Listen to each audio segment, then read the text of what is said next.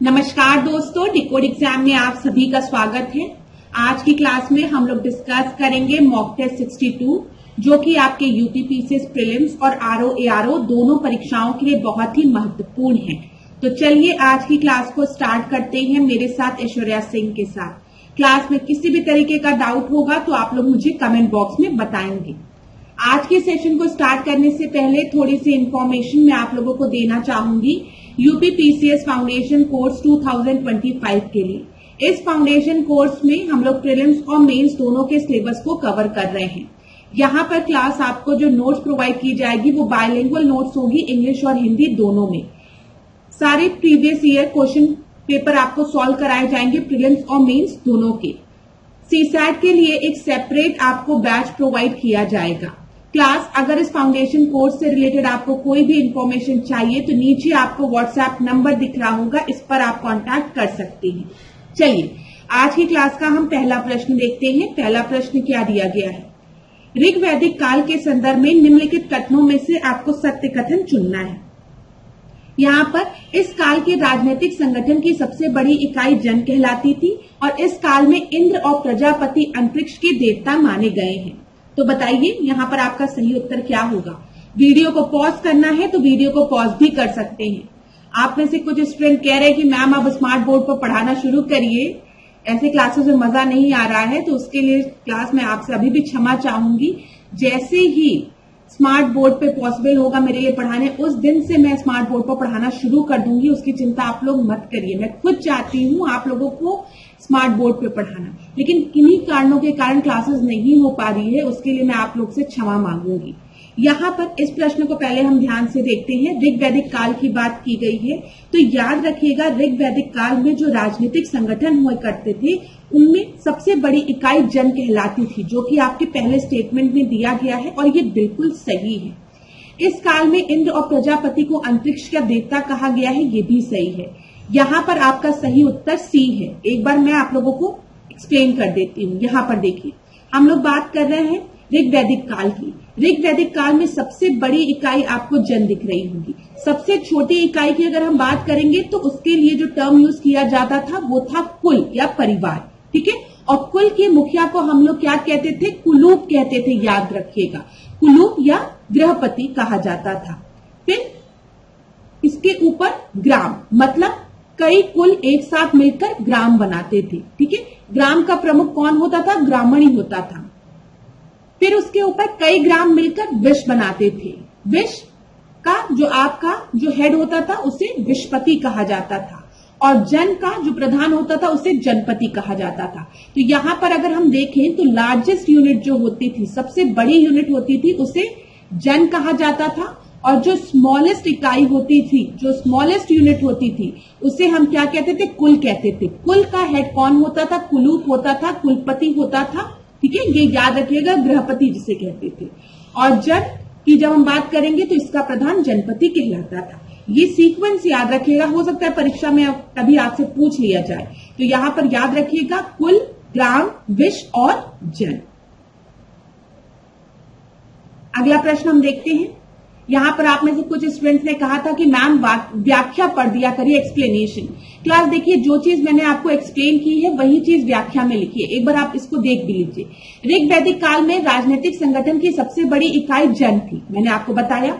या अनेक विषयों का समूह होता था, मैंने आपको बताया कि जो सबसे छोटी इकाई है कुल। कई कुल मिलकर ग्राम का निर्माण करते थे, कई ग्राम मिलकर विश का निर्माण करते थे और कई विश मिलकर जन का निर्माण करते थे। इसका प्रमुख हम क्या कहते थे? जनपति कहते थे या जनस्य कहा जाता था। सबसे छोटी इकाई कुल या परिवार होता था, जिसका भी प्रमुख को कुलूप कहा जाता था, ठीक है। ऋग वैदिक काल में इंद्र, प्रजापति, यम, अदिति, रुद्र और पर्जन्य आदि अंतरिक्ष के देवता माने जाते थे। आकाश के देवताओं में आपके वरुण, मित्र, सूर्य, विष्णु को शामिल किया गया था, जबकि अग्नि, सोम और बृहस्पति जो थे वो पृथ्वी के देवताओं को बोला जाता था, ठीक है। तो आप बिल्कुल भी चिंता मत करिए, व्याख्या में जो चीजें होती है वो मैं आपको एक्सप्लेन कर देती हूँ और जहां पर एक्स्ट्रा व्याख्या दिया रहता है, जरूरत रहती है पढ़ने की, वहां पर मैं पढ़ती भी हूँ। तो 2 बार एक ही चीज को रिपीट करने का कोई फायदा नहीं है, आपका समय ही व्यर्थ होगा। चलिए आगे बढ़ते हैं। निम्नलिखित में से कौन सी घटना लॉर्ड कर्जन के कार्यकाल के दौरान नहीं घटित हुई थी? ध्यान से देखिएगा क्लास, यहाँ पर क्या दिया गया है। लॉर्ड कर्जन की बात की गई है तो establishment of university commission, partition of Bengal, Mahatma Gandhi arrive in India from South Africa, Younghusband campaign. तो यहां पर आपका सही उत्तर क्या होगा? तो यहां पर आपको पता होना चाहिए महात्मा गांधी अफ्रीका से, दक्षिण अफ्रीका से भारत 1915 में लौटे थे। ठीक है, और लॉर्ड कर्जन का अगर हम समय देखेंगे तो आपको पता है 1905 में क्या हुआ है, बंगाल का विभाजन लॉर्ड कर्जन ने किया है, याद रखिएगा। फिर 1904-05 जो है ये लॉर्ड कर्जन का समय है। यहां पर 1915 वाला लॉर्ड कर्जन का समय नहीं है, ये याद रखिएगा। इस समय कौन थे? लॉर्ड हार्डिंग थे। कौन थे? लॉर्ड हार्डिंग थे, जिनके समय में दिल्ली दरबार हुआ है। तो यहां पर आपका सही उत्तर क्या हो जाएगा? सी आपका सही उत्तर हो जाएगा, क्योंकि बोला गया है कि कौन सा इवेंट लॉर्ड कर्जन के समय में नहीं हुआ है। ठीक है, चलिए यहां पर देख लीजिए। विश्वविद्यालय आयोग की स्थापना की अगर हम बात करेंगे, यूनिवर्सिटी कमीशन का गठन 1904 में हुआ है, बंगाल का विभाजन 1905 में हुआ है, हस्बैंड अभियान 1904 में लॉर्ड कर्जन के समय में ही शुरू हुआ है। ठीक है, यह अभियान तिब्बत में रूस के प्रभाव को खत्म करने के लिए शुरू किया गया था। महात्मा गांधी दक्षिण अफ्रीका से भारत कब लौटे हैं? 1915 में। उस समय वाइसरॉय कौन है? लॉर्ड हार्डिंग है। ठीक है, अब यहाँ पर कुछ इंपॉर्टेंट पॉइंट्स को हम लोग देख लेते हैं, जहां से आपकी परीक्षा में प्रश्न बनता है कि ये कमीशन किस जनरल, गवर्नर जनरल के समय या वाइसरॉय के समय में आया था, और ये कमीशन किस चीज से रिलेटेड था। ठीक है, यहां पर देखिए चार्ल्स वुड डिस्पैच की हम बात करेंगे तो ये 1854 में आया है। किसके समय आया है? लॉर्ड डेलहाउसी के समय। किस चीज से रिलेटेड था? एजुकेशन से रिलेटेड था। हंटर कमीशन 1882 में आया है, लॉर्ड रिपन के समय। किससे रिलेटेड था? एजुकेशन से। रेले कमीशन 902 में आया है, लॉर्ड कर्जन के समय, एजुकेशन से रिलेटेड था। सैडलर कमीशन 1917 में, लॉर्ड चेम्सफोर्ड के समय, एजुकेशन से रिलेटेड था। हार्टॉन कमीशन जो है 1929 में, लॉर्ड इरविन के समय, एजुकेशन से रिलेटेड था। सर्जेंट प्लान की जब हम बात करेंगे 1944, लॉर्ड वेवल, एजुकेशन से रिलेटेड था। तो यहां पर देखिए स्टार्टिंग वाले जो प्लान है आपके, ये एजुकेशन से रिलेटेड है। आप इसको इस तरीके से याद कर सकते हैं, चार्ल्स जो है वो हंटर है। क्या है? चार्ल्स जो है वो हंटर है। रेले उसकी मदर है। ठीक है, जो सैड है, जो सैड है और कहती है इट्स हर्ट। ठीक है, सर्जन, वो सर्जन से क्या कह रही है? ऐसा एक स्टोरी की तरह इमेजिन कर लीजिए आप। जो चार्ल्स है वो एक हंटर है, बताओ हंटर है। रेले उसकी मदर जो है वो सैड है और कहती इट हर्ट सर्जन। तो Charles Hunter, Raleigh said, it hurt surgeon. बस ऐसे आपको हमेशा याद रहेगा। कभी अगर परीक्षा में आपको दे दिया गया कि यहाँ पे जो कमीशंस दिए गए हैं उनको आप क्रोनोलॉजिकल ऑर्डर में अरेंज करें, तो आप आराम से इस स्टोरी को याद करके बता सकते हैं कि चार्ल्स हंटर था, रेले सैड थी, उसने बोला इट हर्ट सर्जन। तो यही हो गया, चार्ल्स हंटर, रेले सैड, उसने क्या बोला? It hurt surgeon. तो ये आपके एजुकेशन से रिलेटेड सारे कमीशंस हो गए, जिनको कि मैंने क्रोनोलॉजिकल ऑर्डर में आपको बता दिया। यहां पर ये चीज जरूर याद कर लीजिएगा कि चार्ल्स के समय डेलहाउसी था, हंटर के समय रिपेन था, रेले के समय कर्जन था, सैडलर के समय चेम्सफोर्ड था, हार्टॉन्ग के समय इरविन था। ठीक है, सर्जन के समय लॉर्ड वेवल था। इतनी चीजें क्लियर हो गई। अब देखिए यहाँ पे फेमाइन से रिलेटेड कमीशन हैं, कैम्पबेल, स्ट्रेची कमीशन, ठीक है, लाल कमीशन, फिर उसका मैकडोनल्ड कमीशन, और ये चार जो हैं ये। तो यहां पर आप इस तरीके से याद कर सकते हैं, कैम्प, स्ट्रॉ, ला, मैकडोनल्ड से। अब आपको यहां पे क्या इमेजिन करना है? ठीक है, आप किसी लड़के का नाम आप लोग कहते हैं ना चैम्प, चैम्प कहते ना, हे चैंपियन, हे चैंपियन, स्ट्रॉ ले आओ, स्ट्रॉ ला, कहां से? मैकडोनल्ड से। बस 2-3 बार ऐसे सोचिएगा, चैम्प स्ट्रॉ ला मैकडोनल्ड से, चैम्प स्ट्रॉ ला मैकडोनल्ड से। तो आपको याद रहेगा ये सारे कमीशन जो है वो किससे रिलेटेड है? फेमाइन कमीशन से रिलेटेड है, और मैंने आपको क्रोनोलॉजिकल ऑर्डर में याद करवा दिया। क्लास दोनों कमीशन आपको याद हो जाएंगे, बस आप थोड़ा सा स्टोरी के फॉर्म में याद कर लीजिएगा। जैसे चार्ल्स को हंटर समझ लीजिए, रेले उसकी मदर है, कहती है इट हर्ट सर्जन। ठीक है, तो Charles Hunter, Raleigh sad, hurt surgeon. ठीक है, यहां पर आपने कहा चैम्प से, कैंप याद रहेगा आपको, चैम्प से आपने कहा स्ट्रॉ ला मैकडोनल्ड से, स्ट्रॉ ला मैकडोनल्ड से। तो आपको सारे फेमाइन कमीशन याद रहेंगे क्रोनोलॉजिकल ऑर्डर में। मैं आपको ये चीज इसलिए बता रही हूँ कि हो सकता है कभी एग्जाम में आपको दे दे क्रोनोलॉजिकल ऑर्डर में अरेंज करने को। पेपर्स में अब देखा जाता है कि क्रोनोलॉजिकल ऑर्डर में अरेंज करने को बार बार पूछ लिया जाता है। तो इस तरीके से अगर आपको स्टोरी याद रहेगी कि Charles Hunter Raleigh sat it her sergeant और ऐसे चैम्प स्ट्रॉल ला मैकडोनल्ड से, तो आप आराम से क्रोनोलॉजिकल ऑर्डर में चीजों को अरेंज कर देंगे। अब यहां पर मैन्सफील्ड कमीशन देख लीजिए, लॉर्ड डफरिन के समय में आया था, ये करेंसी से रिलेटेड था।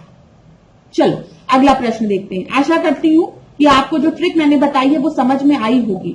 अगर आई है तो कमेंट बॉक्स में मुझे बता देना कि मैम समझ में आ गई है। तीसरे प्रश्न को हम देखते हैं। मुरादाबाद स्थित उत्तर प्रदेश पुलिस अकादमी किस व्यक्ति के नाम पर थी? तो बताइए किस व्यक्ति के नाम पर थी? यहां पर सरदार वल्लभ भाई पटेल, भीमराव अंबेडकर, चौधरी चरण सिंह या फिर जयप्रकाश नारायण। तो यहां पर आपका सही उत्तर क्या है? यहां पर आपका सही उत्तर है भीमराव अंबेडकर। बी आपका सही उत्तर है। अगला प्रश्न हम देखें। अच्छा यहां पर एक बार देख लो, नहीं तो आप लोग कहेंगे कि मैम आपने बताया नहीं। देखिए doctor Ambedkar institute of technology for handicraft, ये कहां पर है? कानपुर में है। ठीक है। डॉक्टर अंबेडकर समता मूलक चौक कहां पर है? लखनऊ में, जहां से भी प्रश्न कभी नहीं पूछा गया है, इंपॉर्टेंट नहीं था इसलिए नहीं बता रही थी। डॉक्टर अंबेडकर सामाजिक परिवर्तन द्वार गैलरी स्मारक, ये कहां पर है? लखनऊ में है, नहीं पूछा गया है। हाँ ये पूछा गया है बाबा भीमराव अंबेडकर विश्वविद्यालय कहां पर है? ये लखनऊ में है। इसे याद करना हो तो याद कर सकते हैं। डॉक्टर भीमराव अंबेडकर विश्वविद्यालय आगरा में स्थित है। डॉक्टर अंबेडकर पक्षी विहार कुंडा प्रतापगढ़ में है। डॉक्टर अंबेडकर क्रीड़ा संकुलन, मतलब खेल की बात की गई है, क्रीड़ा संकुल लखनऊ अमेठी में है। Doctor Ambedkar astroturf hockey stadium कहां पर है? ये वाराणसी में। तो देखिए क्लास, यहां पर मैं आपको बता दूं, चौथे पॉइंट का आपकी परीक्षा में एक बार पूछ लिया गया है कि डॉक्टर भीमराव अंबेडकर विश्वविद्यालय कहां पर स्थित है? लखनऊ में स्थित है, ये याद रखिएगा। यहां पर डॉक्टर भीमराव अंबेडकर विश्वविद्यालय भी आगरा वाला याद रखिएगा। और यहां पर एक चीज और, डॉक्टर अंबेडकर पक्षी विहार, ये याद रखिएगा। और किन्हीं भी पॉइंट से, किसी भी पॉइंट से आपकी परीक्षा में अभी तक कोई भी प्रश्न नहीं पूछा गया है। ठीक है। चलिए चौथे प्रश्न को हम देखते हैं। संवैधानिक प्रावधान दिए गए हैं, शोध दिए गए हैं, कॉन्स्टिट्यूशनल प्रोविजंस की बात की गई है। तो एक बार इसको जल्दी से देख लेते हैं। समवर्ती सूची, मूल अधिकार, सशक्त केंद्र के साथ संघीय व्यवस्था, गणनात्मक व्यवस्था। तो बताइए कॉन्करेंट लिस्ट की अगर हम बात करते हैं तो कॉन्करेंट लिस्ट कहां से ली गई है क्लास? बताइए कॉन्करेंट लिस्ट हमने कहां से ली है? कॉन्करेंट लिस्ट हमने ली है ऑस्ट्रेलिया से। ठीक है। ए का सेकंड हो जाएगा। ए का सेकंड तो आपको एक ही जगह दिया गया है। और देख लेते हैं। मूल अधिकार की बात, फंडामेंटल राइट्स की बात हम यूएसए से करते हैं, बी का फर्स्ट सही है। सशक्त केंद्र के साथ संघीय व्यवस्था की बात हम कनाडा से करते हैं, याद रखिएगा। फेडरल स्ट्रक्चर, हमारा जो फेडरल स्ट्रक्चर है ना, वो हमने कहां से लिया? वो हमने कनाडा से लिया है। ठीक है। फिर उसके बाद गणनात्मक व्यवस्था, ये हमने कहां से ली है? गणनात्मक व्यवस्था रिपब्लिकन सिस्टम की अगर हम बात करेंगे तो ये हमने फ्रांस से लिया है। तो यहां पर डी आपका सही उत्तर है। आपको पता है ना क्लास, हमारे यहाँ जब हम फेडरल स्ट्रक्चर की बात करते हैं, फेडरल सिस्टम की बात करते हैं, तो हमारे यहाँ सेंटर और स्टेट तो है, ये तो आपको पता है, लेकिन स्टेट को इतनी पावर नहीं दी गई है कि वो सेंटर से अलग हो जाए। उत्तर प्रदेश ये नहीं कह सकता कि हमें भारत से अलग होना है, मध्य प्रदेश ये नहीं कह सकता कि हमें भारत से अलग होना है।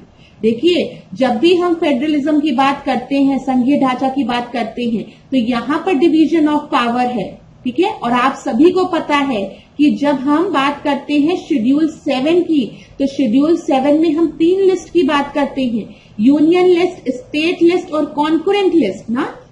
हम राज्य सूची की बात करते हैं, हम संघ सूची की बात करते हैं। तो ये सूचियां क्या है? हमने पावर का डिवीजन कर दिया है कि इस सब्जेक्ट में राज्य का अधिकार होगा लॉ बनाने का, या इस सब्जेक्ट में केंद्र का अधिकार होगा। और समवर्ती सूची में दोनों के पास अधिकार होता है।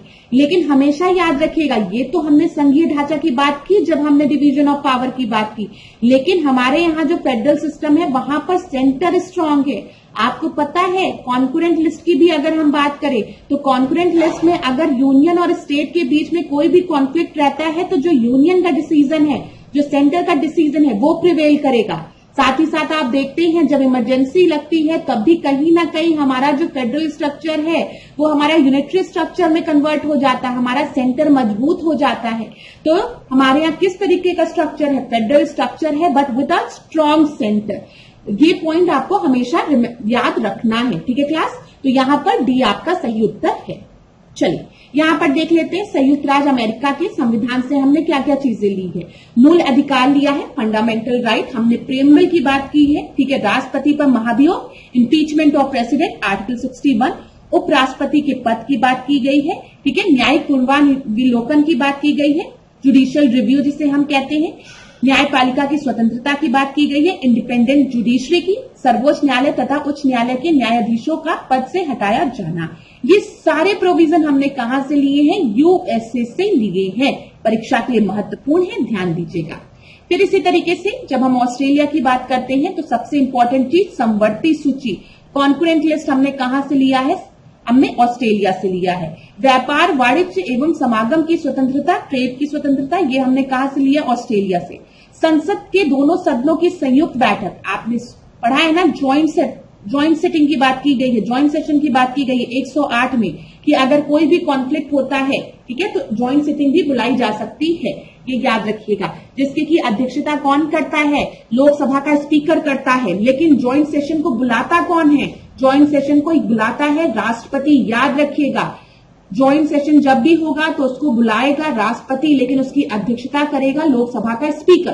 तो ये प्रोविजन हमने कहां से लिया है? हमने ऑस्ट्रेलिया से लिया है।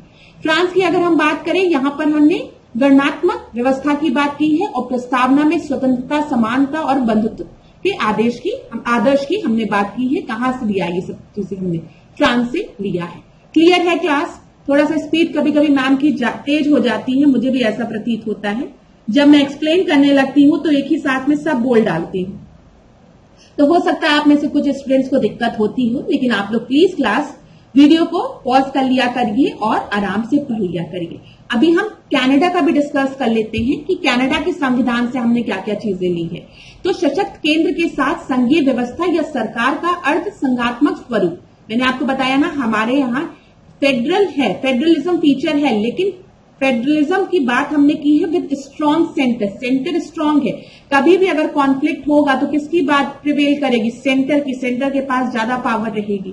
तो ये प्रोविजन हमने कनाडा से लिया है। अवशिष्ट शक्तियों का केंद्र में निहित होना, ठीक है। केंद्र द्वारा राज्यों में राज्यपाल की नियुक्ति, गवर्नर की नियुक्ति की बात कहां से ली गई है? कनाडा से।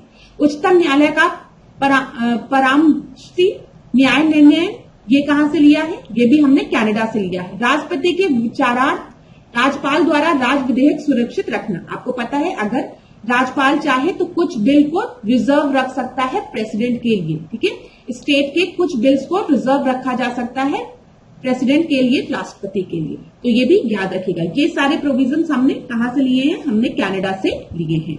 आगे बढ़ते हैं, 5वें प्रश्न को देखते हैं। निम्नलिखित में से मुद्रास्फीति के प्रभाव के संदर्भ में कौन सा कथन सही नहीं है? ध्यान दीजिएगा, कौन सा कथन सही नहीं है। एक काम करिए क्लास, आप लोग वीडियो को पॉज कर लीजिए। इकोनॉमी का क्वेश्चन है तो मैं चाहती हूं अर्थव्यवस्था के क्वेश्चन को आप लोग एक बार ध्यान से देखिए और उत्तर देने का प्रयास करें।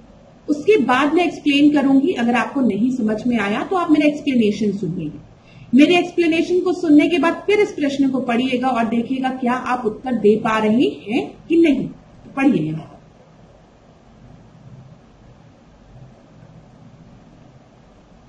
तो बताइए, अर्थव्यवस्था में मुद्रास्फीति से सार्वजनिक बचत में कमी आती है।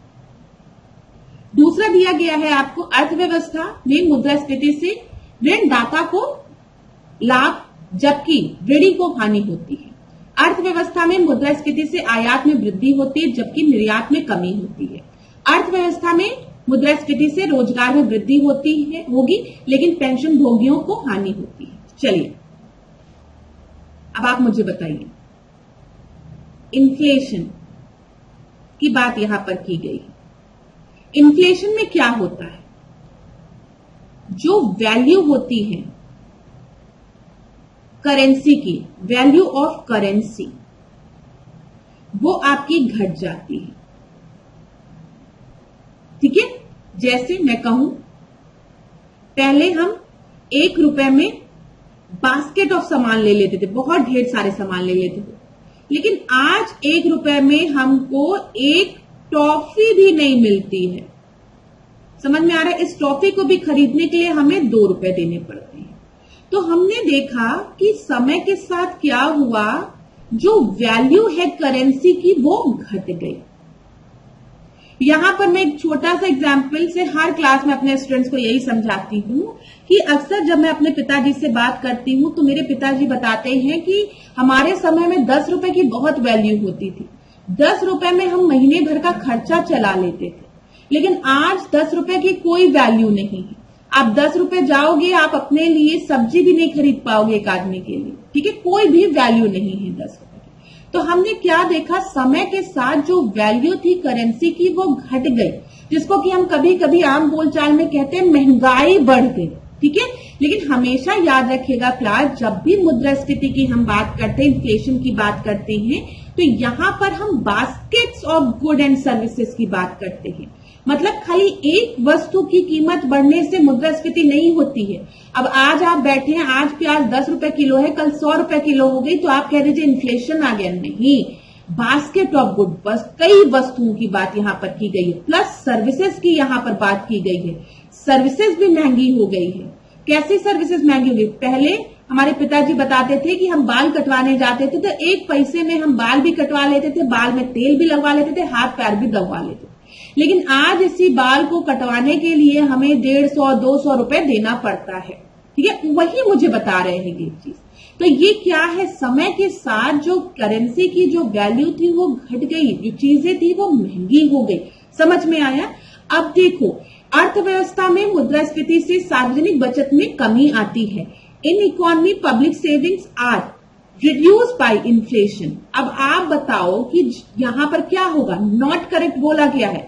Public savings are reduce by inflation. जब महंगाई बढ़ेगी तो क्या आप सेव कर पाओगे?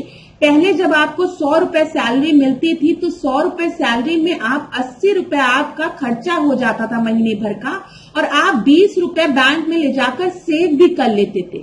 लेकिन समय के साथ जब मुद्रास्फीति आई, इन्फ्लेशन आया, तो ₹100 आज जब आपको मिल रहे हैं तो आपको जितना पैसा मिल रहा उतना पैसा खर्च हो जा रहा है, क्योंकि वस्तुएं महंगी हो गई हैं, वैल्यू ऑफ करेंसी आपकी घट गई है। तो अब आपकी सेविंग्स जो है वो कम हो जाएगी।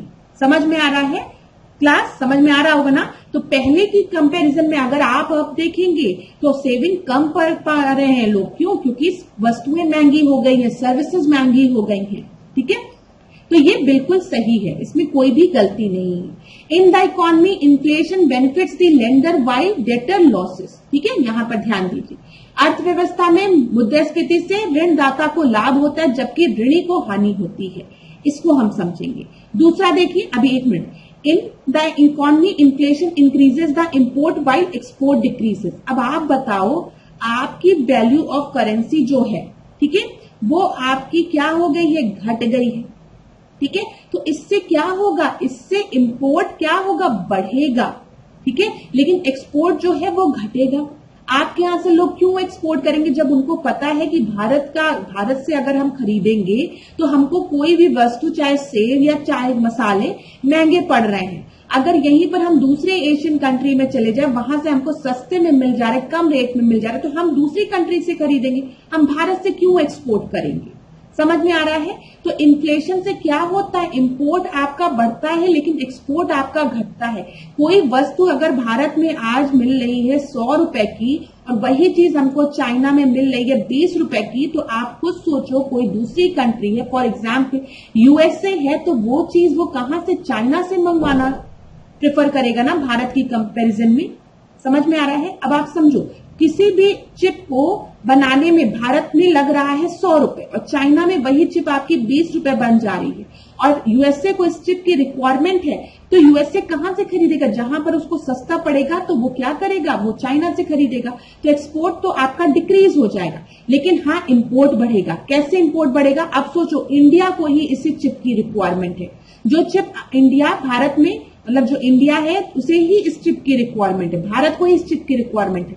और भारत को ये चीज समझ में आ गई है कि हमारे यहाँ इस चिप को बनाने में 100 रुपए लग रहे हैं, लेकिन चाइना में ये चिप 20 रुपए में ही बन रही है। तो भारत क्या कहेगा, कहेगा कि हम अपने देश में बनाने से अच्छा इसको चाइना से ही मंगवा लेते हैं। तो यहां पर इंपोर्ट बढ़ गया, भारत ने चिप को चाइना से मंगवाना ज्यादा प्रेफर समझा, ठीक है, उनको ज्यादा अच्छा लगा। और यूएसए ने क्या कहा, यूएसए ने भी जब मार्केट को कंपेयर किया तो उसे लगा कि चाइना में हमें ज्यादा सस्ता मिल रहा है चाइना से। तो ये मैंने एग्जाम्पल के लिए 2 कंट्री का नाम लिया, यूएसए और चाइना। इसमें आप लोग ज्यादा इमोशनली मत इन्वॉल्व होइएगा कि मैम हमें चाइनीज प्रोडक्ट नहीं खरीदनी चाहिए, उससे मेरा कोई भी मतलब नहीं है, बस मैं आपको एक एग्जाम्पल के थ्रू समझाना चाह रही हूँ। ये बिल्कुल सही है, ठीक है, समझ में आ गया हो। In economy inflation would have led to increase in employment but loss of pensioner. अब आप ध्यान दीजिएगा, हम कह सकते हैं कि मुद्रास्फीति से थोड़ा बहुत रोजगार में आपकी बढ़ोतरी हो सकती है, लेकिन जो पेंशन भोगी है यहाँ पर उनको हानि होती है। पेंशन भोगियों को कैसे हानि होती है, अब आप सोचो किसी की पेंशन डिसाइड हुई है कि उसे 15,000 पेंशन मिलेगी, ठीक है, जब वो रिटायर हुआ, जब उसको रिटायरमेंट उसका हुआ तो बोला गया कि आपको 15,000 पेंशन मिलेगी। वो खुश था कि चलो 15,000 रुपए पेंशन मिल रही है।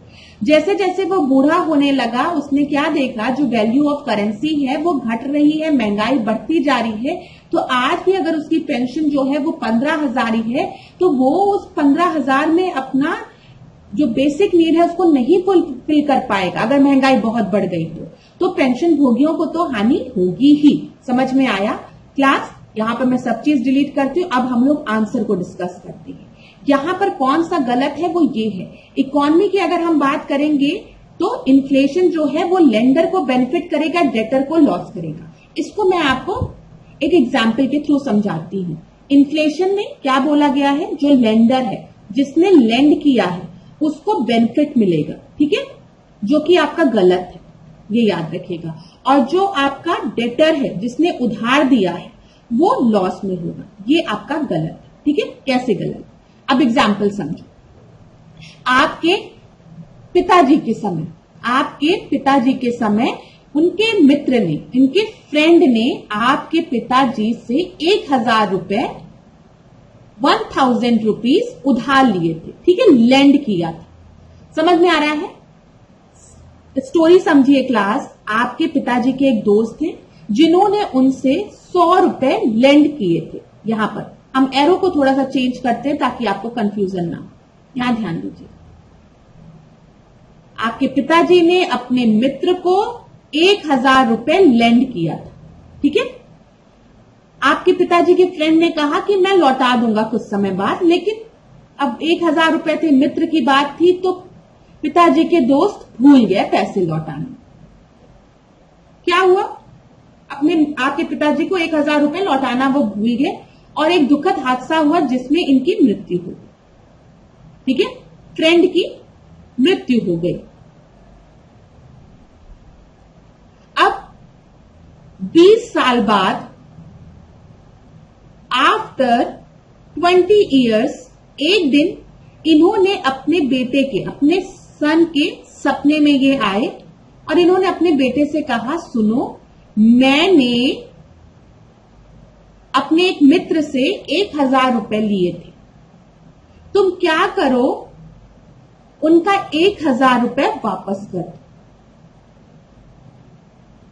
एक बार मैं फिर स्टोरी सुना रही हूं, ध्यान से सुनिए, बहुत मजेदार स्टोरी है, समझ में आ जाएगा। आपके पिताजी के एक मित्र थे, उन्होंने आपके पिताजी से 1,000 रुपए अपने समय में लिए थे और समय बीतता गया और वो आपके पिताजी को ये 1,000 रुपए देना भूल गए और कुछ समय बाद उनकी मृत्यु भी हो गई। तो फिर 1,000 रुपए कहीं चला गया। लेकिन एक दिन अचानक से उन्होंने अपने बेटे के सपने में आकर उन्हें दर्शन दिया या उनको याद दिलवाया कि सुनो बेटा, मैंने ना अपने दोस्त से 1,000 रुपए वापस लिए थे, एक काम करो, तुम उन्हें ये 1,000 रुपए वापस दे आओ। 20 साल बाद उन्हें अपने बेटे को याद दिलाया। अब इनका बेटा आपके पिताजी के पास आया और उन्होंने कहा कि अंकल, मेरे पापा ने मुझसे 1,000 रुपए लिए थे, आप इस 1,000 रुपए को वापस ले लीजिए। और आपके पिताजी ने उस 1,000 रुपए को वापस ले लिया। बस सिंपल सी स्टोरी थी। सिंपल सी स्टोरी थी ना कि आपके पिताजी ने अपने मित्र को 1,000 रुपए दिए और आपके पिताजी के मित्र वो 1,000 रुपए लेने के बाद भूल गए और आपके पिताजी को उन्होंने 1,000 रुपए वापस नहीं किया और कुछ समय बाद उनकी मृत्यु हो गई। एक दिन ऐसा हुआ, उन्होंने अपने बेटे के सपने में आए और उन्होंने कहा, सुनो मैंने अपने मित्र से 1,000 रुपए लिया है, तुम ले जाकर 1,000 रुपए उनको वापस करो। और उनका बेटा आपके पिताजी के पास आया और उन्होंने 1,000 रुपए आपके पिताजी को वापस कर दिया। अब ध्यान देना क्लास, जब ये 1,000 रुपए आपके पिताजी ने अपने दोस्त को दिया था, उस समय इस 1,000 रुपए की वैल्यू क्या थी? और आज जब उनका बेटा आपके पिताजी को ये 1,000 रुपए वापस कर रहा है, तो इस समय इस 1,000 रुपए की वैल्यू क्या है? क्या है बताओ? बहुत अंतर हो गया है। जिस समय आपके पिताजी ने अपने दोस्त को 1,000 रुपए दिए थे, उस समय इस 1,000 रुपए से आपके पिताजी 1 किलो सोना खरीद सकते थे। इस 1,000 रुपए की वैल्यू इतनी ज्यादा थी, ये करेंसी इतनी स्ट्रांग थी कि वो 1,000 रुपए से सोना खरीद सकते थे, 1 किलो सोना। एग्जाम्पल के लिए मैं समझा रही हूं। और आज जब उनका बेटा 20-25 साल बाद ये 1,000 रुपए आपके पिताजी को लौटा रहा है, तो वो मार्केट में जाकर 1 ग्राम सोना भी नहीं खरीद पा रहा है। तो ये जो करेंसी थी, करेंसी सेम ही है 1,000, लेकिन विद टाइम आपने क्या देखा कि करेंसी वीक हो गई है। एक समय में 1,000 रुपए की बहुत ज्यादा वैल्यू थी और आज इस 1,000 रुपए की कोई भी वैल्यू नहीं बची है। तो ये क्या है? ये इन्फ्लेशन है। अब बताओ, इन्फ्लेशन में बेनिफिट किसको हुआ? जिसने पैसे दिए थे या जिसने पैसे लिए थे? अब ध्यान दो, आपके पिताजी जिसने 1,000 रुपए दिए थे, अगर वो 1,000 रुपए लेंड नहीं किए होते और 1 किलो सोना रख लेते खरीद के, तो आज उस सोने की कीमत बहुत ही ज्यादा होती। ठीक है, लेकिन उन्होंने सोना ना खरीद के उस 1,000 रुपए को अपने मित्र को दिया। ठीक है, तो वो लॉस में रहे। हाँ, आज 20-25 साल बाद उनके मित्र का बेटा उनको 1,000 रुपए वापस तो दे रहा है, लेकिन आज इस करेंसी की कोई वैल्यू नहीं रह गई है। समझ में आ गया है? तो कोई मतलब नहीं, आज वो 1,000 रुपए में कुछ नहीं खरीद पाएंगे, उनका एक दिन का खर्चा भी नहीं चलेगा। तो जिसने लेंड किया उसको तो क्या हुआ? उसको तो लॉस हुआ। समझ में आ रहा है? लेकिन जिसने उधार लिया था, इनके मित्र ने जब 1,000 रुपए उधार लिया था, तो उस समय 1,000 रुपए की बहुत ज्यादा वैल्यू थी। आज इनका बेटा आसानी से 1,000 रुपए ले जाकर आपके पिताजी को दे रहा है, तो वो ज्यादा लॉस में नहीं रहा, उससे तो बेनिफिट ही हुआ। समझ में आ रहा है? क्योंकि आज वो 1,000 रुपए बहुत आसानी से आपके पिताजी को दे रहा, लेकिन जब अगर उसके पिताजी को इस 1,000 रुपए को वापस करना रहता, तो ये एक बड़ा अमाउंट था, उससे उन्हें मेहनत करनी पड़ती। तो ये चीज समझ में आया?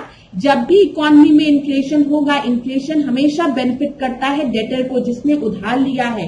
जिसने उधार दिया है लेंडर को, उसको बेनिफिट नहीं करता है। अब समझ में आ गया होगा मेरे स्टूडेंट्स को। आगे बढ़ते हैं। यहां पर अगर आपको स्क्रीनशॉट लेना है तो आप स्क्रीनशॉट ले सकते हैं। देखिए, मुद्रास्फीति के प्रभाव की बात की गई। उपभोक्ता को हानि होगी, ऋणदाता को, जिसने ऋण दिया है लेंडर को हानि होगी, ऋणी को लाभ होगा। कैसे? मैंने आपको बता दिया।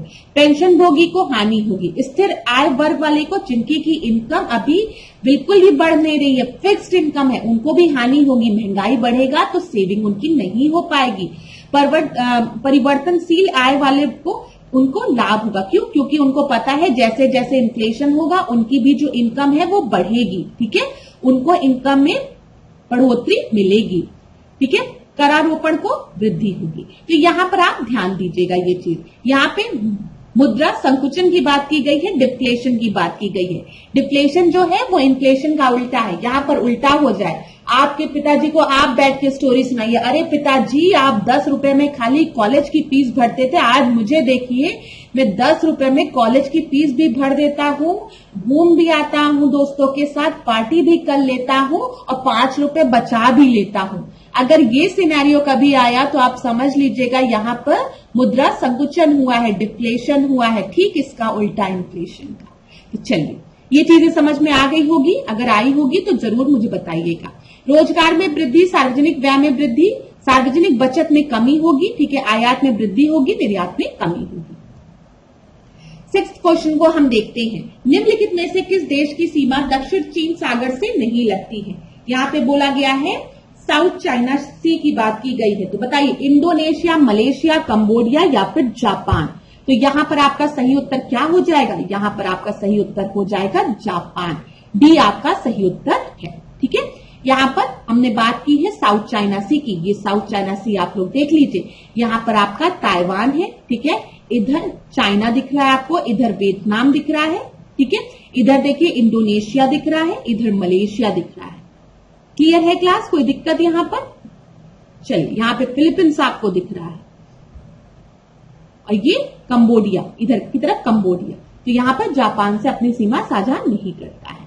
देखिए, दक्षिण चीन सागर से लगे हुए देश, चीन हो गया, चाइना हो गया, इंडोनेशिया हो गया, मलेशिया हो गया, सिंगापुर, ताइवान, फिलीपींस, ठीक है, ब्रुनेई, वियतनाम, कंबोडिया, थाईलैंड, याद रखिएगा। 17 क्वेश्चन को देखते हैं। फूल्स गोल्ड किसे कहा जाता है? निम्नलिखित में से किस रासायनिक पदार्थ को व्यवसायिक स्तर पर मूर्खों का सोना के रूप में जाना जाता है? तो मूर्खों का सोना हम किसे कहते हैं बताइए? फूल्स गोल्ड। यहां पर आयरन पायराइड दिया गया है, ट्राई प्लम्बिक टेरोक्साइड दिया गया है, फेरस सल्फेट दिया गया, बोरॉक्स दिया गया है। तो यहां पर याद रखिएगा आपका सही उत्तर क्या है? आयरन पायराइड को हम फूल्स गोल्ड कहते हैं, ठीक है। ये गोल्ड की तरह दिखता है, गोल्ड की तरह दिखता है, इसी वजह से इसे फूल्स गोल्ड कहते हैं। अगर आप देखेंगे तो आपको लगेगा सोना, लेकिन ये सोना नहीं होता, ये आयरन पायराइड होता है। अगला प्रश्न, अल्मा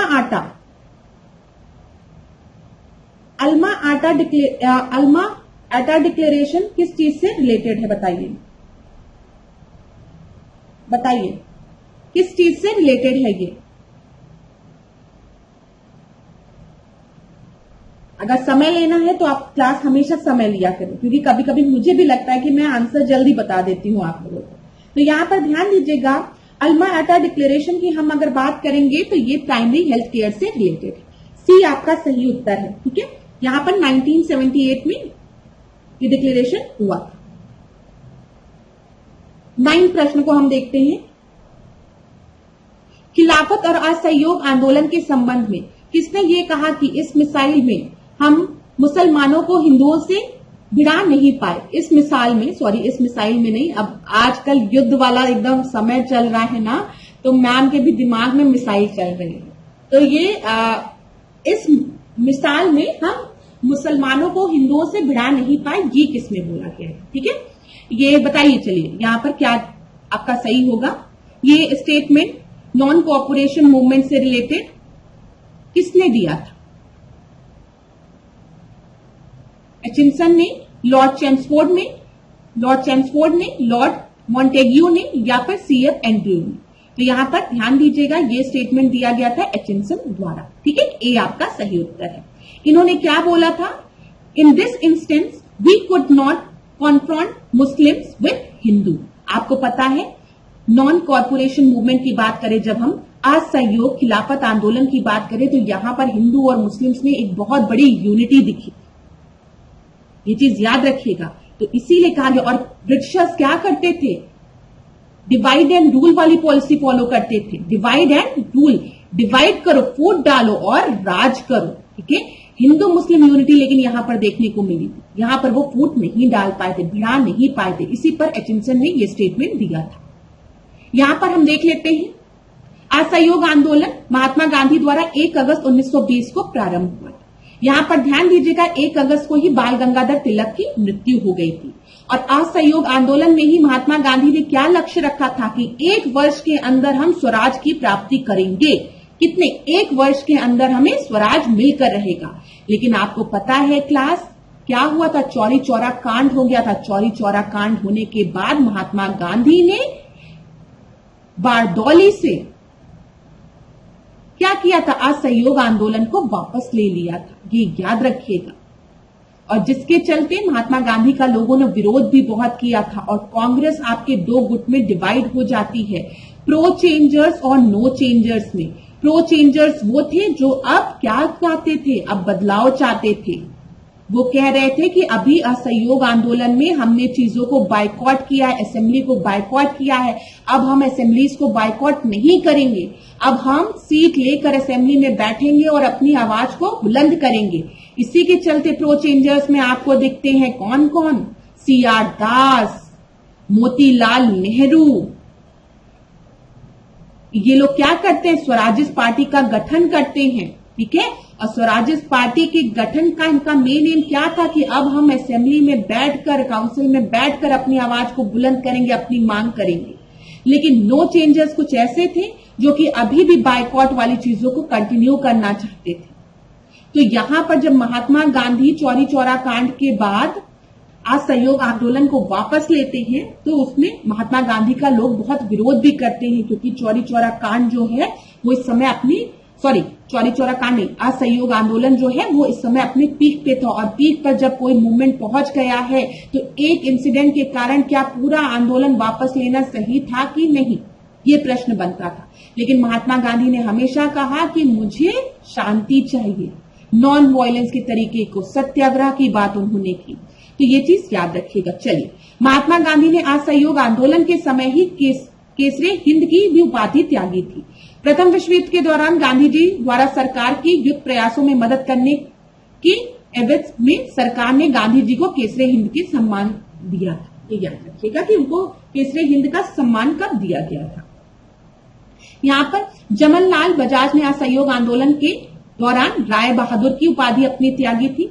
असहयोग आंदोलन के दौरान ही मोतीलाल नेहरू, लाला लाजपत राय, सरदार वल्लभ भाई पटेल, चित्तरंजन दास, ठीक है, CR दास, जवाहरलाल नेहरू तथा राजेंद्र प्रसाद, विट्ठल भाई पटेल ने न्यायालय का बहिष्कार किया था, ठीक है, और आंदोलन में कूदे थे। मैंने आपको बताया असहयोग आंदोलन में बायकॉट किया गया था। असहयोग, हम किसी भी तरीके का सहयोग अब ब्रिटिश गवर्नमेंट को नहीं देने वाले हैं।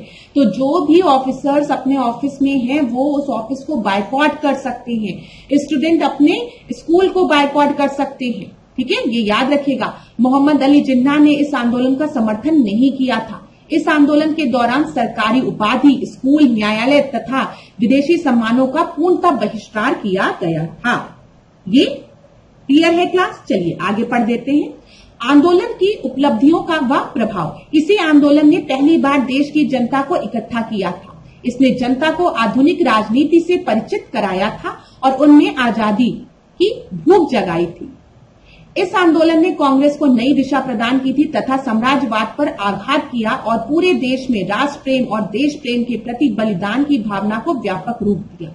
इस आंदोलन से जनता के मन से ब्रिटिश शक्ति का भी भय हट गया था। याद रखिएगा यहाँ पर।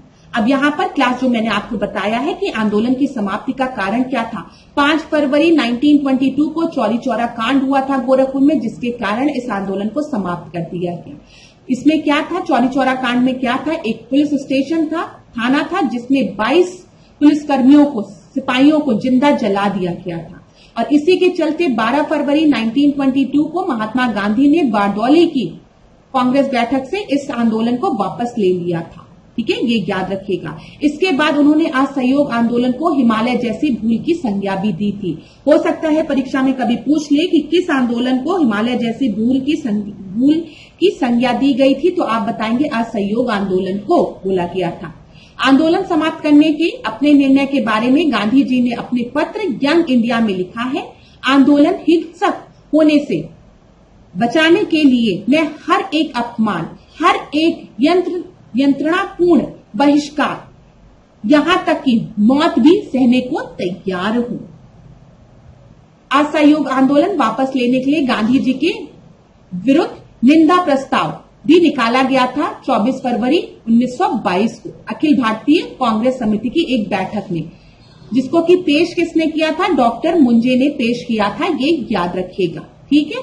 और आपको पता है CR दास और मोतीलाल नेहरू ने भी इसका कड़ा विरोध किया था और इन्होंने स्वराज पार्टी का गठन किया था, ये याद रखिएगा।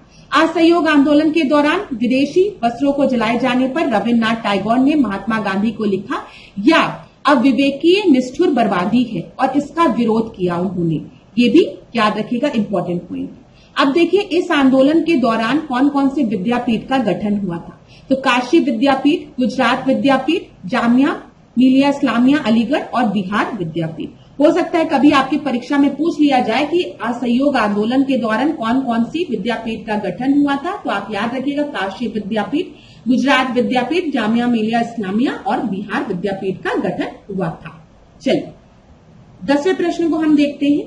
अनवरे ए सुहेली किस ग्रंथ को बोला गया है? तो ये मैंने आपसे 1-2 दिन पहले डिस्कस भी किया है। यहां पर आपका सही उत्तर जो है वो है पंचतंत्र।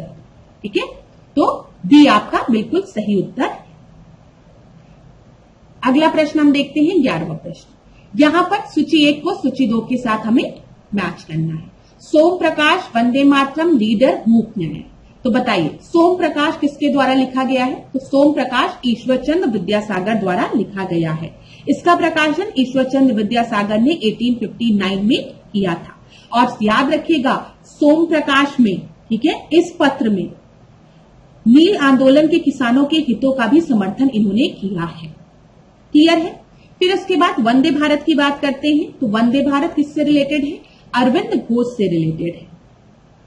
फिर लीडर की बात करेंगे। लीडर किससे रिलेटेड है? मदन मोहन मालवीय से रिलेटेड है। 1910 का समय है। मूक नायक की अगर हम बात करेंगे तो मूक नायक जो है वो आपका डॉक्टर भीमराव अंबेडकर से रिलेटेड है। तो यहां पर आपका सही उत्तर क्या हो जाएगा? बी आपका सही उत्तर हो जाएगा। 12वां प्रश्न हम देखते हैं। प्रजनक बीज के थैलों पर प्रयोग किए जाने वाले बीज का रंग क्या होता है?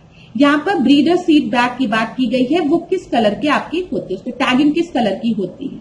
तो बताइए गोल्डन येलो की, सफेद की, या फिर आसमानी नीला, या फिर ओपल हरा। तो यहां पर याद रखिएगा ये सुनहरा पीले रंग का होता है टैगिंग जो होती है। चलिए अगला हम देखें 13वां प्रश्न। संयुक्त राष्ट्र जलवायु परिवर्तन फ्रेमवर्क के कोप और उसके स्थान को विभिन्न वर्षों के साथ सुमेलित करें। तो चलिए बताइए यहां पर अगर हम देखें तो आपका कोप 2021 सबसे पहला देखते हैं कहां पर हुआ है। तो ये ग्लासगो में हुआ था। ठीक है, अभी अगर हम कोप 26 की बात करें ये ग्लासगो में हुआ है। 27 कहां पर हुआ है?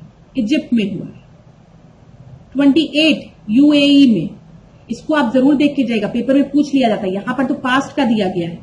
19 की बात करें जो कि आपका कोप 25 है, वो कहां पर हुआ? मैड्रिड में। 18 वाला पोलैंड में कटोवाइस में। और 17 वाला बॉन में, जर्मनी में। तो यहां पर आपका सही उत्तर बी हो जाएगा। इसको जरूर पढ़ के जाया करिए क्लास, प्रश्न यहां से बनते हैं। 14 प्रश्न को देखिए। बड़ा है तो समय भी ले सकते हैं आप, थोड़ा सा समय ले लीजिए। सस्टेनेबल डेवलपमेंट से रिलेटेड प्रश्न है।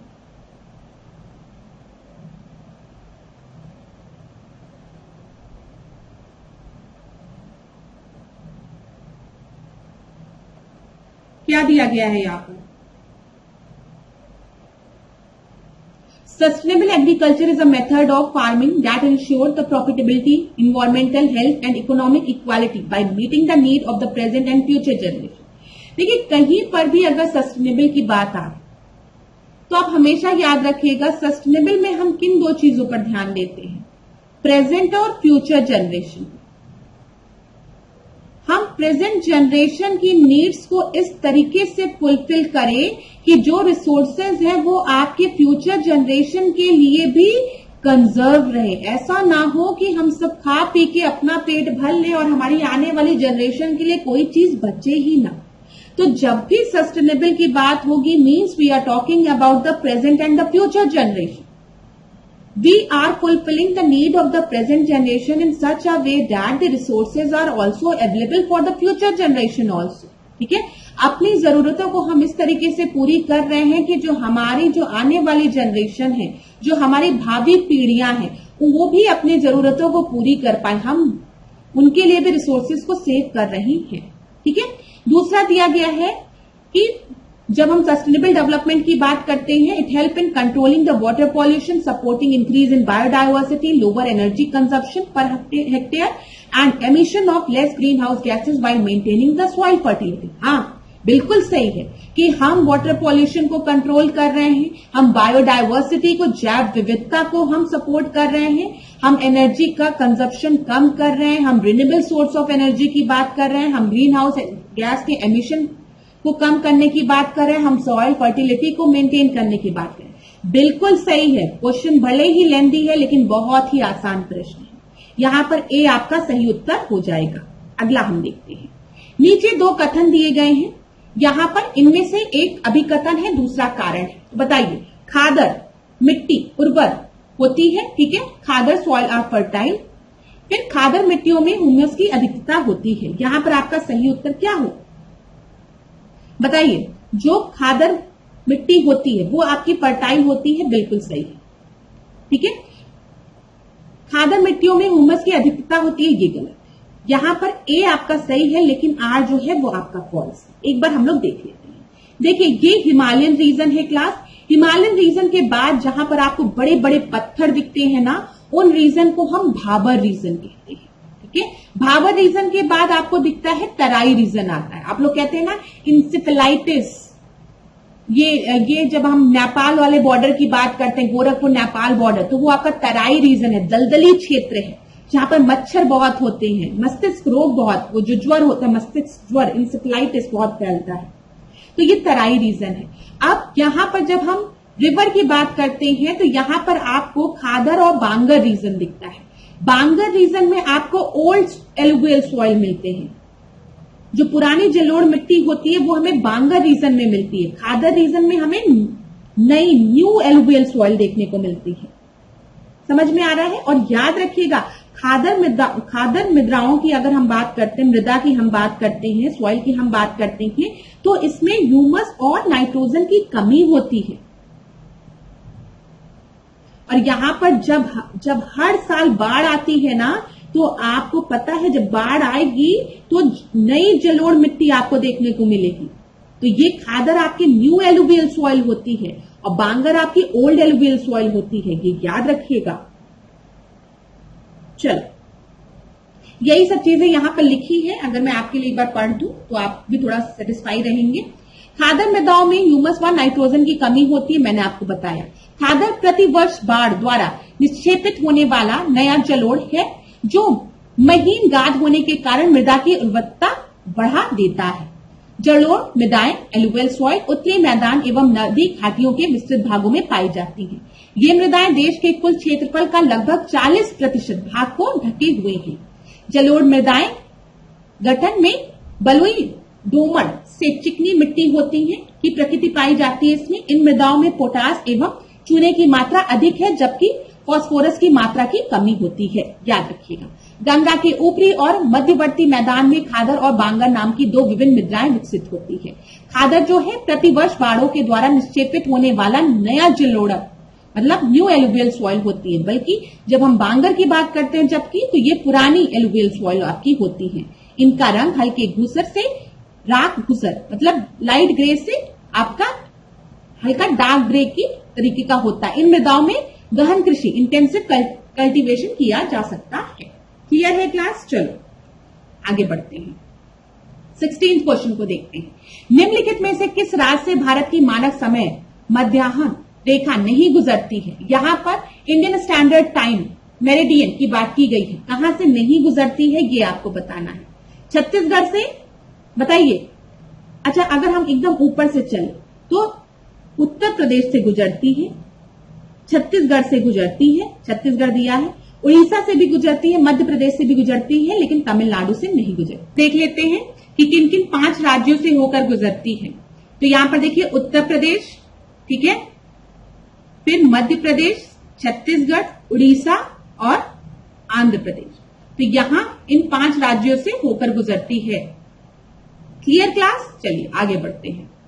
17 क्वेश्चन को देखते हैं। निम्नलिखित में शैल समूहों में कौन भारत में सर्वाधिक मात्रा में खनिज प्रदान करता है? ठीक है, यहां पर आपको बताना है कि सबसे ज्यादा मिनरल्स हमें कहां से मिलते हैं। आर्किन समूह से, धारवाड़ से, विंध्यन से या फिर गोंडवाना से? तो बहुत ही आसान प्रश्न है। बताइए यहां पर आपका सही उत्तर क्या होगा?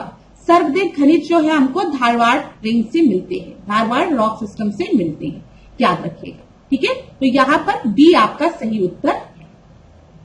यहां पर देख लीजिए, भारत की निम्न चट्टानों की उत्पत्ति का क्रम अगर हम देखें तो सबसे पहले आर्कियन, फिर धारवाड़, फिर कुटप्पा, फिर उसके बाद विंध्यन, ठीक है, फिर यहां पर गोंडवाना।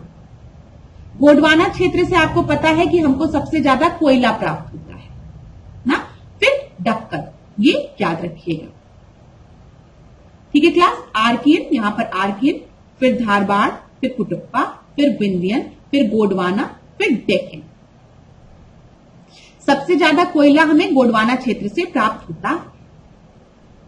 18वां प्रश्न देखते हैं, बादामी क्रांति निम्न में से किससे संबंधित है? तो बताइए, बादामी क्रांति गैर परंपरागत ऊर्जा उत्पादन से, प्याज उत्पादन से, मसाला उत्पादन से या फिर पेट्रोलियम उत्पादन से? तो यहां पर याद रखिएगा, बादामी रिवॉल्यूशन जो है वो आपका रिलेटेड है किससे? मसाला उत्पादन से। सी आपका सही उत्तर है। यहां पर हम देख लेते हैं, जब हम ब्राउन रिवॉल्यूशन की बात करेंगे तो ये उर्वरक से रिलेटेड है, ठीक है। फिर पिंक रिवॉल्यूशन जो है वो झींगा या मांस या प्याज उत्पादन से रिलेटेड है। ब्लैक रिवॉल्यूशन जो है वो आपका पेट्रोलियम प्रोडक्ट से रिलेटेड है। व्हाइट रिवॉल्यूशन दूध से रिलेटेड है, और मैंने आपको बताया है यहां पर वर्गीसी कुरियन का नाम आप लोग याद रखेंगे, ठीक है, जिनको कि फादर ऑफ व्हाइट रिवॉल्यूशन कहा जाता है। येलो रिवॉल्यूशन खाद्य तेलों, तिलहन फसलों से रिलेटेड है। नीली क्रांति की बात हम करेंगे, ब्लू रिवॉल्यूशन, तो ये मत्स्य पालन से रिलेटेड है। भूसर मतलब ग्रे रिवॉल्यूशन की बात करेंगे तो ये उर्वरक में वृद्धि के लिए है, ठीक है। इसी तरीके से रजत सिल्वर रिवॉल्यूशन की हम बात करेंगे तो ये अंडा उत्पादन से और मुर्गी की उत्पादकता को बढ़ाने से रिलेटेड है। रेनबो रिवॉल्यूशन की बात करेंगे तो ये आपका हरित, पीली, नीली, गुलाबी, भूरी, धूसर सारी क्रांतियों को एक साथ जब ले आया गया तो उसको क्या नाम दे दिया गया? Rainbow revolution. ये याद रखिएगा, मतलब सारी क्रांतियों को जब एक साथ लाया गया तो उसको इंद्रधनुष क्रांति दे दिया गया नाम। ये चीज क्लियर है। अच्छा, गोल क्रांति किससे रिलेटेड है? आलू से रिलेटेड है। एवरग्रीन क्रांति जो है वो किससे रिलेटेड है? इसका मेन उद्देश्य है कि जो मिट्टी है उसकी क्वालिटी को और अच्छा बनाया जाए ताकि ज्यादा से ज्यादा हार्वेस्टिंग मिले, ठीक है।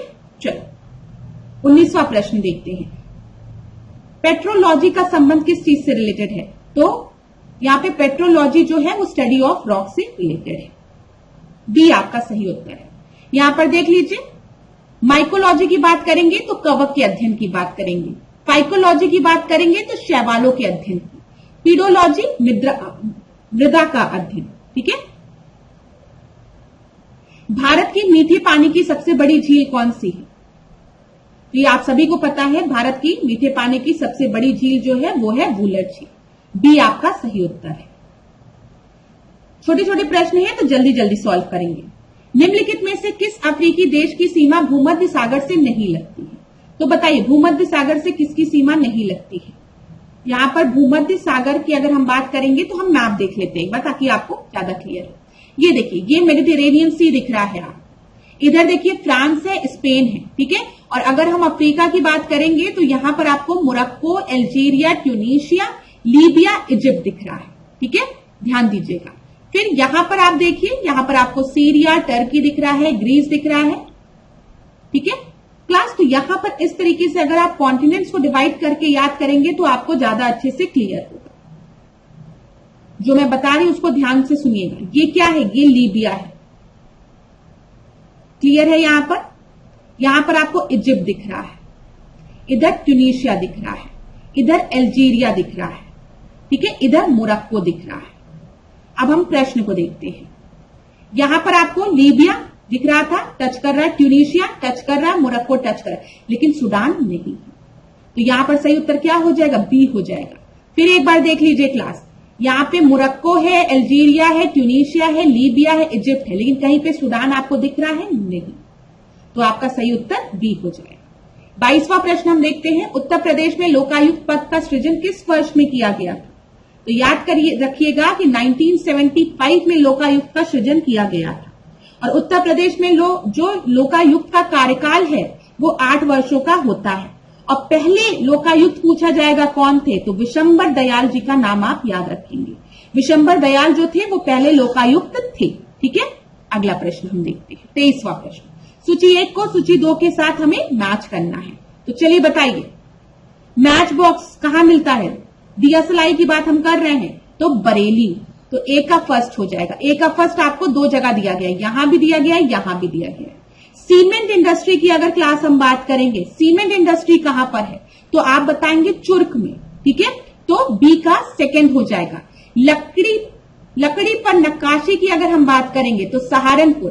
ठीक है, फिर यहां पर सजर पत्थर का कार्य बांदा में होता है, तो आपका सही ऑप्शन ए हो जाएगा। अगला प्रश्न देखिए, निम्नलिखित समितियों में से कौन सा युग्म सही सुमेलित है? बोला गया है कौन सा सही सुमेलित है, तो यहां पर L K Jha committee. L K Jha committee जो है वो आपकी मॉडवैट से रिलेटेड है, रेखी कमेटी डायरेक्ट टैक्सेस से रिलेटेड है। तो बताइए आपका सही उत्तर यहां पर क्या होगा? ध्यान दीजिएगा, जो रेखी कमेटी है मैंने पहले भी आपको बताया है, ये इनडायरेक्ट टैक्स से रिलेटेड है। मॉडिफाइड वैट की हम बात करेंगे तो इससे रिलेटेड एलके झा कमेटी है। तो यहां पर खाली ऑप्शन ए आपका सही है, लेकिन दूसरा आपका गलत है। क्लास कमिटीज से रिलेटेड क्वेश्चन मैंने पहले के भी क्लास में आपको रिवाइज कराए हैं, आज फिर रिपीट हो रहा है, जल्दी से रिवाइज कर लीजिए। रंगराजन समिति की जब हम बात करेंगे, इट इज रिलेटेड टू विनिवेश, मतलब डिस इन्वेस्टमेंट से रिलेटेड है। Narasimhan committee financial sector reform से रिलेटेड है। केलकर कमेटी कर सुधार से रिलेटेड है, टैक्स रिफॉर्म से। मल्होत्रा कमेटी बीमा सुधार से रिलेटेड है। Abid Hussain committee small scale industry से, लघु उद्योग से रिलेटेड है। पेसल समिति आपका बैंकिंग सुपरविजन से रिलेटेड है। दीपक कमेटी जो है वो यूटीआई से रिलेटेड है। हनुमंत राव फर्टिलाइजर से। राजा चिलैया कमेटी टैक्स रिफॉर्म से रिलेटेड है। रेखी कमेटी इनडायरेक्ट टैक्स से रिलेटेड है। ठीक है, टंडन कमेटी जो है कैपिटल फाइनेंसिंग से रिलेटेड है। Tarapore committee capital account convertibility से रिलेटेड है। Vaghul committee money market in India से रिलेटेड है। इसी तरीके से जीवी रामकृष्ण कमेटी डिसइन्वेस्टमेंट से रिलेटेड है। गायपोरिया कमेटी जो है वो कस्टमर सर्विस एट प्राइमरी या अर्बन कोऑपरेटिव बैंक से रिलेटेड है। J R. Varma committee current account carry forward practices से रिलेटेड है। और Janaki Raman committee securities transaction से रिलेटेड है, याद रखिएगा।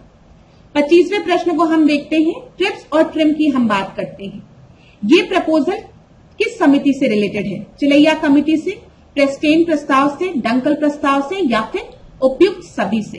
तो यहां पर ध्यान दीजिएगा, ये जो प्रस्ताव है ये आपका डंकल प्रपोजल से रिलेटेड है। 25 का सी आपका सही उत्तर है।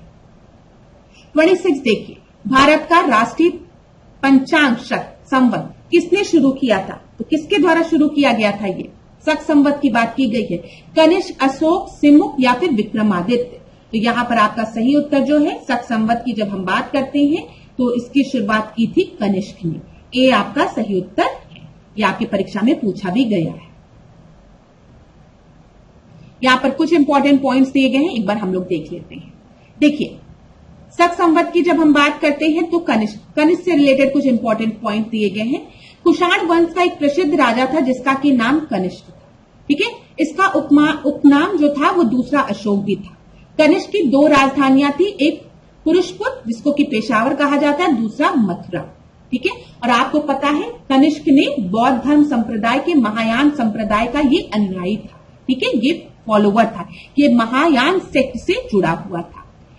कनिष्क के समय जो दरबारी आचार्य थे, जिसमें नागा अर्जुन बहुत फेमस है, ठीक है, वसुमित्र फेमस है, पार्श्व फेमस है, ये याद रखिएगा।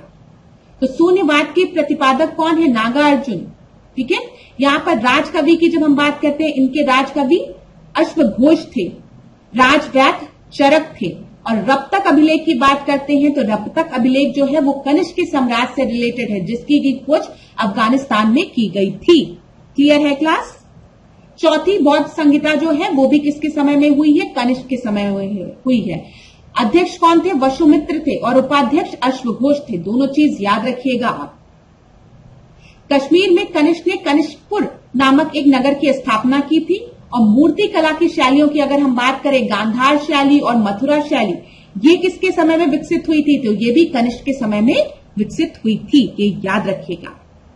बाल विवाह का प्रारंभ भी कुषाण काल के समय में ही माना जाता है। 27 प्रश्न को हम देखते हैं। उत्तरी ध्रुवीय प्रकाश तथा दक्षिणी ध्रुवीय प्रकाश जैसी महत्वपूर्ण घटनाएं वायुमंडल के किस स्तर पर देखने को मिलती है? तो बताइए, ये वायुमंडल के आइनोस्फीयर में देखने को मिलती है। आइनोस्फीयर में आपको दिखता है ये चीज। अगला हम देखें 28वां प्रश्न। एक तरफ आपको ओर दिए गए हैं, दूसरी तरफ आपको मेटल दिया गया है। तो बताइए, सीना बार जो है वो किसका ओर है? मरकरी का, बिल्कुल सही है। गैलेना लेड का ओर है, बिल्कुल सही है। अर्जेंटाइन सिल्वर का ओर है, बिल्कुल सही। आपको पता है ना, एजी सिल्वर को हम लिखते हैं, एयू हम गोल्ड को लिखते हैं, ठीक है। कैसेटेराइट की अगर हम बात करेंगे तो ये किसका ओर है? ये एल्यूमिनियम का ओर है, नहीं। ये किसका ओर है? ये अयस्क है, टिन का। तो यहां पे कौन सा सही सुमेलित नहीं है? बी आपका सही सुमेलित नहीं है। अगला हम देखते हैं 29। लाल रक्त कोशिकाओं के बचाव अध्ययन में किस रेडियो एक्टिव तत्व का प्रयोग किया जाता है? बताइए। रेड ब्लड सेल की जब हम बात करते हैं तो किस रेडियो एक्टिव एलिमेंट का यूज किया जाता है? तो यहां पर आपका क्रोमियम 51 का प्रयोग किया जाता है। ए आपका सही उत्तर है। देखिए क्लास, अगर सर्कुलेटरी सिस्टम से रिलेटेड कोई ब्लड क्लॉटिंग का पता लगाना होता है तो वहां पर सोडियम 24 का यूज किया जाता है, ठीक है। लाल रक्त कोशिकाओं के बचाव अध्ययन के लिए क्रोमियम 51 का यूज किया जाता है। एनीमिया के रोग का पता लगाने के लिए फेरस 59 का यूज किया जाता है। ट्यूमर का पता लगाने के लिए आर्सेनिक 74 का यूज किया जाता है। थायराइड ग्लैंड की बात करते हैं तो आयोडीन 131 का यूज किया जाता है, ठीक है।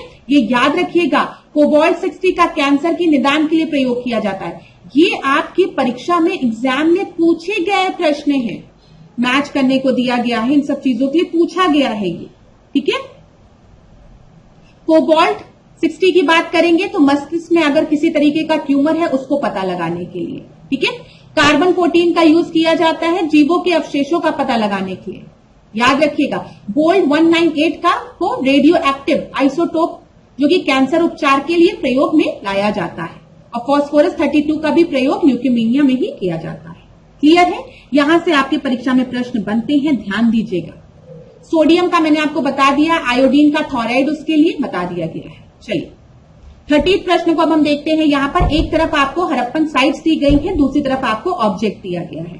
तो जब हम हाथी के दांत की बात करते हैं तो हाथी के दांत हमें कहां पे मिला है? बताइए। हाथी के दांत का पैमाना हमको कहां पर मिला है? लोथल में, सही है, ठीक है। घरों में निजी कुएं, घरों में निजी कुएं कहां पर देखा गया है? हड़प्पा में नहीं, मोहनजोदाड़ो में देखा गया है। घरों में निजी कुएं का एविडेंस हमें मोहनजोदाड़ो से मिलता है, हड़प्पा से नहीं। जुते हुए खेत कालीबंगा में। उन्नत जल प्रबंधन व्यवस्था धौलावीरा में। ये बिल्कुल सही है। यहां पर गलत कौन सा है? केवल बी आपका गलत है। आगे बढ़ते हैं, यहां पर देख लेते हैं क्लास, एक बार रिवाइज करा देती हूं। देखिए, घरों में निजी कुएं के एविडेंसेस कहां मिलते हैं? मोहनजोदाड़ो में मिलते हैं। काठियावाड़ में स्थित, यहाँ पे लोथल की अगर हम बात करेंगे, लोथल कहां पर है? गुजरात में स्थित है, काठियावाड़ में, ठीक है। लोथल में कौन सी नदी हमको देखने को मिलती है? भोगवा नदी, ठीक है। किसने ढूंढा? एसआर राव ने, कई बार पूछा गया है। यहां पर इसे पोर्ट सिटी के नाम से कहते हैं, पतन नगर के नाम से, ठीक है। तांबे के मोहर, तांबे के बने बैल, खरगोश, पक्षी, कुत्ते की आकृति भी हमें यहाँ मिलती है। दांत के स्केल व उद्योग संबंधी साक्ष्य भी हमें यहाँ मिलते हैं, ठीक है। फिर आगे बढ़ते हैं, धौलावीरा। धौलावीरा कहां पर है क्लास? राखी गढ़ी में है, हरियाणा में स्थित है, ये याद रखिएगा। यहां पर जब हम धौलावीरा की बात करते हैं, यहां पर अगर आप देखेंगे धौलावीरा की सभी इमारतों में कम से कम अपने वर्तमान संरक्षण में पत्थर की बनी है, जबकि अधिकांश हड़प्पन स्थल अनन्य रूप से ईंट से बने हुए हैं, ये याद रखिएगा। यहाँ के अवशेष में हमको विशिष्ट जल प्रबंधन देखने को मिलता है, वाटर मैनेजमेंट देखने को मिलता है, ठीक है। यहाँ पे इसकी खोज किसने की थी? जगपति जोशी द्वारा की गई थी, ये याद रखिएगा। या कच्छ में मनहर व मानसन नदी के बीच में स्थित है धौलावीरा। कालीबंगा कहां पर है? राजस्थान में है, याद रखिएगा। घग्गर नदी यहां पर इंपॉर्टेंट है। बीबी लार और अमलान घोष द्वारा इसको खोजा गया था। कालीबंगा में जुते हुए खेत के साक्ष्य मिले हैं, यही आपकी परीक्षा में बार बार पूछा जाता है कि जुते हुए खेत कहां पर मिले हैं? कालीबंगा, जो कि राजस्थान में है, हनुमानगढ़ जिले में। 31 प्रश्न को हम देखते हैं। निम्नलिखित में से कौन अखिल भारतीय ट्रेड यूनियन कांग्रेस से जुड़े नहीं थे? तो बताइए कौन जुड़े हुए नहीं थे? एनएम जोशी, दीवान चमनलाल बजाज, जोसेफ वशिष्ठा या फिर वीपी बाडिया। तो यहां पर याद रखिएगा भारतीय राष्ट्रीय कांग्रेस द्वारा अगर हम देखें तो 1920 में लीग ऑफ नेशन के इंटरनेशनल ऑर्गेनाइजेशन में भारत का प्रतिनिधित्व करने के लिए AITUC all India trade union Congress AITUC का गठन किया गया। 1920 में लीग ऑफ नेशन के इंटरनेशनल और ऑर्गेनाइजेशन में भारत का प्रतिनिधित्व करने के लिए AITUC का गठन किया गया था, ये याद रखिएगा। और इसमें आपके वीपी बाडिया नहीं शामिल थे। NM जोशी, दीवान चमनलाल बजाज और जोसेफ वशिष्ठा ये सब शामिल थे, लेकिन वीपी बाडिया इसमें शामिल नहीं थे, याद रखिएगा। तो डी आपका सही उत्तर हो जाएगा। अगला हम देखते हैं 32वां प्रश्न। यहाँ पे बैटल्स दिए गए हैं, तालीकोटा का युद्ध, चौसा का युद्ध, चंदेरी का युद्ध, खानवा का युद्ध। आपको अरेंज करना है।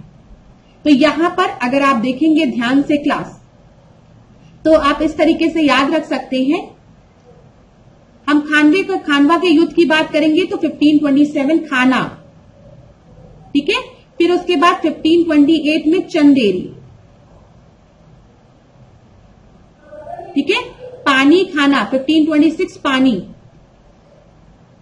तो यहां पर देखिए खानवा जो है वो चंदेरी के पहले है, इतनी चीज क्लियर है। आपको पता है खानवा का जो युद्ध हुआ है 1527 में, वो बाबर और राणा सांगा के मध्य हुआ था, ठीक है, ध्यान दीजिएगा। तो इसको अगर हम अरेंज करेंगे तो सबसे पहले तो हमको मिल जाएगा खानवा 1527, फिर उसके बाद चंदेरी 1528। तो देखिए 4-3, ठीक है। फिर चौसा का युद्ध, फिर उसके बाद आप देखिए तालीकोट का युद्ध। तो डी आपका सही उत्तर होगा। चौसा का युद्ध कब हुआ है? 1539 में हुआ है। किसके किसके बीच में हुआ? शेर शाह सूरी और हुमायूं के मध्य हुआ है। तालीकट के युद्ध की अगर हम बात करेंगे यहां, तो ये आपके चौसा के युद्ध के बाद 1540 में हुआ है। तो ये दोनों तो आपका किसके समय में हुआ? बाबर के समय में हुआ है। और आपको पता है बाबर के समय के युद्ध में आपका पानीपत है, खानवा है, चंदेरी है, घाघरा है, ये सब किसके समय में हुआ? बाबर के समय के युद्ध है, चंदेरी, घाघरा। तो यहां पर आपका सही उत्तर 4-3-2-1 हो जाएगा। चौसा तो ये हुमायूं के समय में हुआ है, शेरशाह सूरी के समय में, ठीक है। डी आपका सही उत्तर हो गया। अगला हम देखें 33rd प्रश्न को हम देखते हैं। भारत में खीर गंगा राष्ट्रीय उद्यान कहां पर है? खीर गंगा राष्ट्रीय उद्यान कहां पर है भारत में, बताइए। तो ये हिमाचल प्रदेश में है, ए आपका सही उत्तर है। पिन वैली, ग्रेट हिमालयन राष्ट्रीय उद्यान, खीर गंगा, ये सब कहां पर है? ये सब हिमाचल प्रदेश में है। 34th प्रश्न को हम देखते हैं, बड़ा है तो अगर आप चाहें तो समय ले सकते हैं।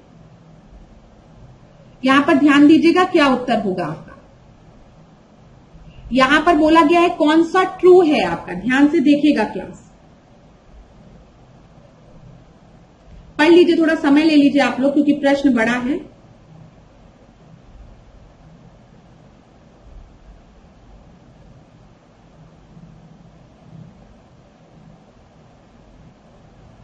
तो देखिए पहला आपको जो दिया गया है, a language can be given the status of classical language only when the literature of that language is 1500 या 2000 year old. So far 6 languages has been given the status of classical language. तो बताइए यहां पर आपका सही उत्तर क्या हो? यहां पर आपका पहला स्टेटमेंट तो सही है, लेकिन दूसरा स्टेटमेंट गलत है। क्यों गलत है? क्योंकि अक्टूबर 2024 में, ध्यान दीजिएगा, अक्टूबर 2024 में क्लासिकल लैंग्वेजेस जो है वो 6 से 11 बढ़ा दी गई हैं। मराठी, पाली, प्राकृत, असमीज और बंगाली। 1, 2, 3, 4, 5, तो 6 में 5 और नई लैंग्वेजेस, क्लासिकल लैंग्वेजेस जोड़ दी गई है। और आज टोटल जो है वो 11 लैंग्वेजेस ऐसी हैं जिन्हें क्लासिकल लैंग्वेजेस में रखा गया है। इस वजह से आपका दूसरा गलत हो जाएगा, लेकिन पहला आपका सही है। तो ए आपका सही उत्तर हो जाएगा, ठीक है। अक्टूबर 2024 में Indian government has added 5 languages to the list of classical language, Marathi, Pali, Prakrit, Assamese और बंगाली। ये याद रखिएगा। पहले खाली 6 लैंग्वेजेस थी, जिसमें आपका तमिल था, संस्कृत था, तेलुगु था, कन्नड़ था, मलयालम था और उड़िया था। लेकिन अब 11 लैंग्वेजेस हो गई हैं। इसमें आप ऐड कर लीजिए, ये आपका एडेड नहीं है। यहां पर आपका only first statement is correct. यहां पर अब आपका अक्टूबर 2024 में 5 और लैंग्वेजेस को जोड़ दिया गया है, जिसकी वजह से 6 + 5 11 हो गई। 5 कौन कौन सी, एक बार और रिवाइज कर लीजिए। सबसे पहले पाली, प्राकृत, मराठी, आसमीज और बंगाली। क्लियर है क्लास? चलो 35 प्रश्न को देखते हैं। Which of the following group is not fossilised, मतलब फॉसिल्स कहां नहीं पाए जाते हैं? तो गोंडवाना, धारवाड़, आर्चियन या फिर कुटप्पा। तो बताइए, तो यहां पर आपका सही उत्तर क्या होगा? फॉसिल्स की बात की गई है।